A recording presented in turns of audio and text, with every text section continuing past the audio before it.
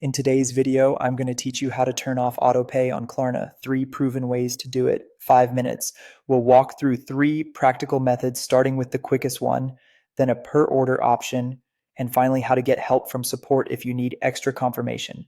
Follow along in the Klarna app or on the web. The first way is to turn off Autopay at the source. Open your Klarna account and head to your profile area.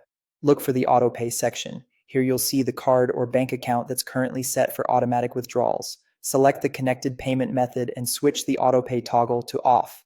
Klarna may show a confirmation or a brief note that future installments won't be charged automatically from that method. This is the cleanest way to stop ongoing automatic charges. Keep in mind, if a payment is already pending or very close to its due time, that specific withdrawal might still go through. After turning it off, it's a good idea to review your upcoming schedule so you can pay manually on time and avoid late fees.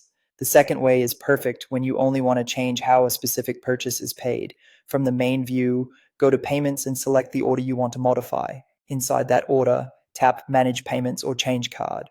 Switching to a different card or to a bank account effectively turns off autopay for the original source, so that original card won't be charged for that order anymore. This is handy when you're rearranging which card covers which purchase. After switching, double check the new schedule and make sure the correct method is selected for future installments of that order. If you're managing multiple orders, repeat this for each one you want to adjust. The third way is to request a manual override through support.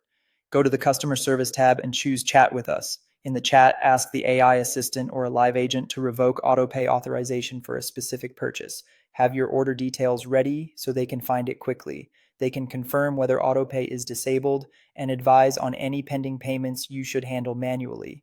Before you wrap up, refresh your payments view, verify that autopay shows as off where you expect it, and set a reminder for upcoming due dates. Turning off autopay stops automatic pulls, but it doesn't pause your repayment schedule.